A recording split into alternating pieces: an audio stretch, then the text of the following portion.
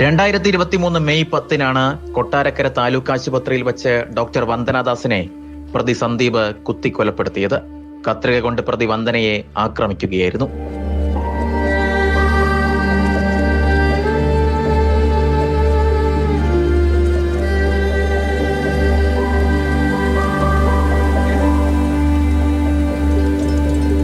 ഒന്നര വർഷമായിട്ടും എല്ലാം ഒരു ദുസ്വപ്നം മാത്രമായിരിക്കണമേ എന്ന പ്രാർത്ഥനയിൽ ഈ കുടുംബം. വന്ദന ഉപയോഗിച്ച പൊട്ട് മുതൽ അവൾ ഏറ്റവും കൂടുതൽ ആഗ്രഹിച്ച ഡോക്ടറുടെ കുപ്പായം വരെ കുടുംബം സൂക്ഷിച്ചു വച്ചിട്ടുണ്ട്.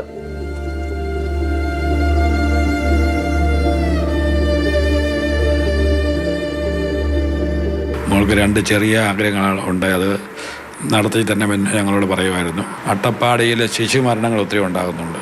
എനിക്ക് അവിടെ പോയി ഫ്രീ ആയിട്ട് ചികിത്സിക്കുന്നതിന് ചെറിയ ഒരു ക്ലിനിക്കൊക്കെ സംവിധാനം ഉണ്ടാക്കി തരണം എന്ന് എന്നോട് പറയുവാണ്. പ്രതി സന്ദീപ് ലഹരിക്ക് അടിമയായിരുന്നുവെന്ന് പോലീസും നാട്ടുകാരും പറയുന്നു. ഒപ്പം ക്രിമിനൽ സ്വഭാവവും.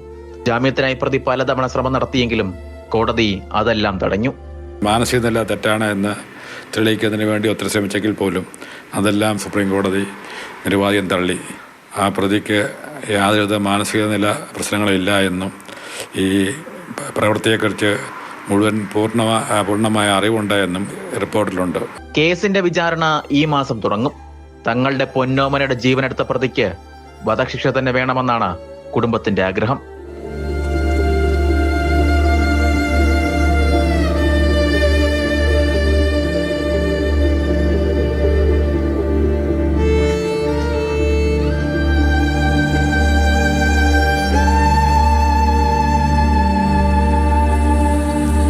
ഈ മുറി നിറയെ വന്ദനാദാസിന്റെ ഓർമ്മകളാണ്. ഒപ്പം എത്രയും വേഗം നീതി പുലരുമെന്ന പ്രതീക്ഷയും. ജോബിൻ തേക്കടിക്കൊപ്പം ഷിനോസ് ടി, മാതൃഭൂമി ന്യൂസ്, കോട്ടയം.